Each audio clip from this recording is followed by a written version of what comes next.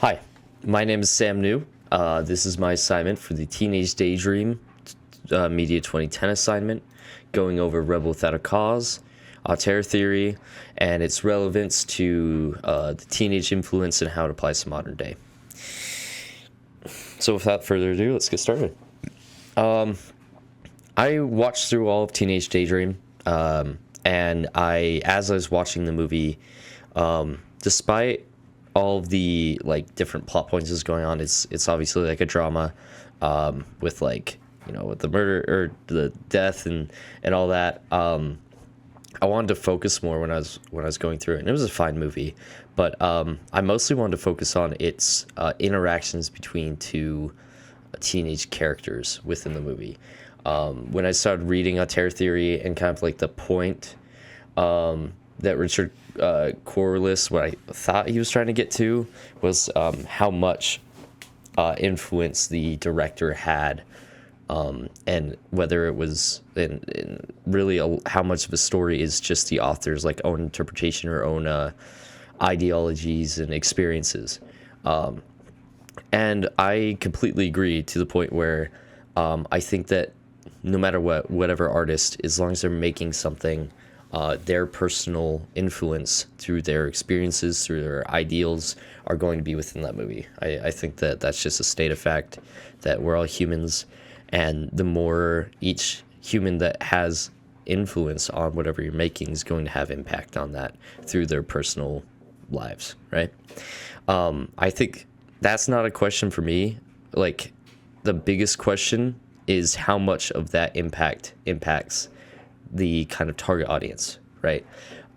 The director of Teenage Daydream, when he was thinking of this James, the character that James Dean was playing, did he influence teenagers to be like that 1950s caricature, or was it teenagers who were like that ended up influencing and creating that character, right? What came first? And overall, I think the answer is kind of both. And I'll explain why I think that is. So after reading A Third Theory and watching Rebel Without a Cause, I was trying to think of how would this apply to a modern day movie, right? So when thinking of kind of this teenage adolescent movie, kind of more drama, the first thing that came to me was Paper Towns, the movie adaptation from the book by John Green. And as much as it's also dramatized, there's like stuff that we can't relate to as much, or didn't experience, going across the country and chasing your ex, or not ex, crush. I think there's some scenes in there, much like scenes with Natalie Wood and James Dean interacting, that are in Paper Towns with the characters interacting there, especially Q and the other star actor in the movie, and how that kind of compares to how teenagers interact today.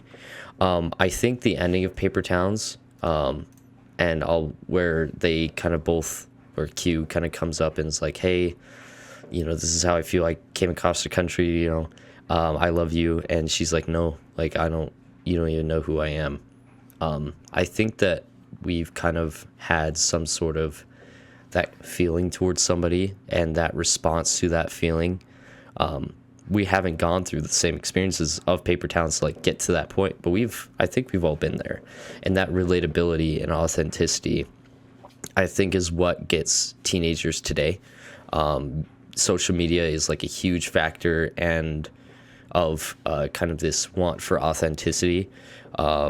Teenagers use more social media than movies, constantly. That is their main source of media, and I think that's what really influences this authenticity. So I think when it comes to otter theory, I believe that I don't think that John Green had these experiences and put fully his perspective into this.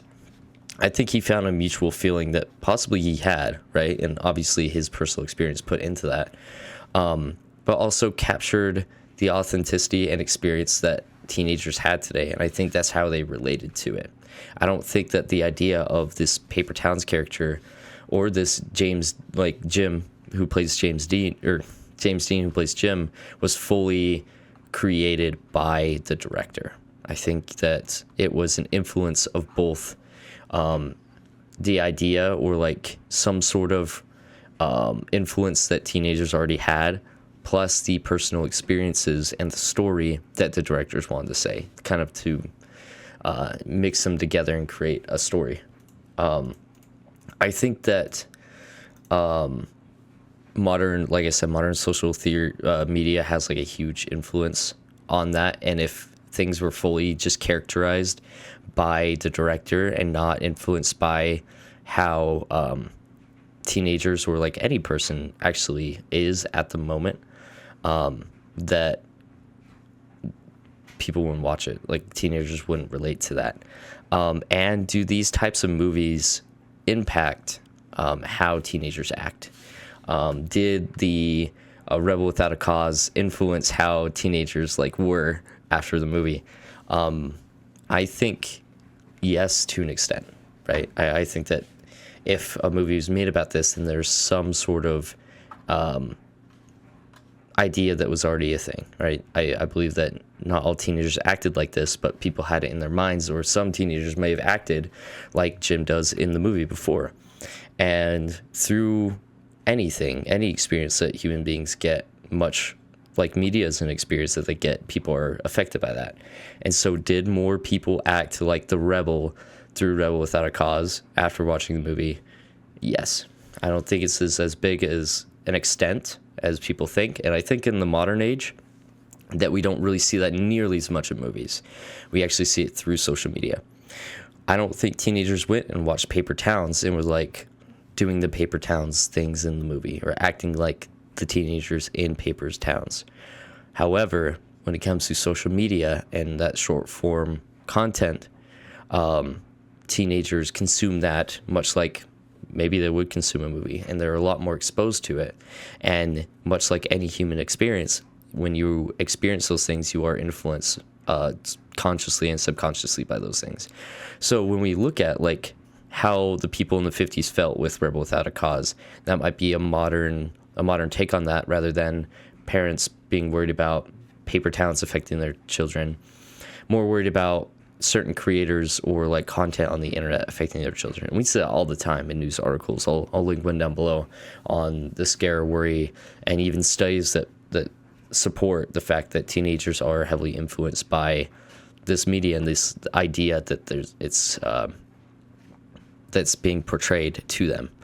I think that there's another kind of concept of this when it comes to social media and Andrew Tate. There are kind of imitations, usually of younger children or teenagers, kind of having this imitation of Andrew Tate because of what they see. Although it is more few and far between, and like I said, I don't think it's as big of an impact as people in the 1950s felt. Even today, I don't think is as big of an impact as people say. There are cases of imitations from watching this media, and obviously Otter theory applies to social media very well, where oftentimes social media is the encapsulation of that person, of that character, of that influence, and they are 100% influencing that story. So I think that theory, I know I'm a little bit off topic, but I think Richard Corliss kind of hit is the head of the nail when it comes to like social media. I think that applies so much more than it does to modern films when it comes to Otter theory and the influence of teenagers. So with that, that's kind of my take on the teenage daydream and the influence of media on teenagers, how much of teenagers impact, like teenagers are affected by the director of a movie and their takes versus the director being affected by how modern society is in their time. So thank you so much and have a good one.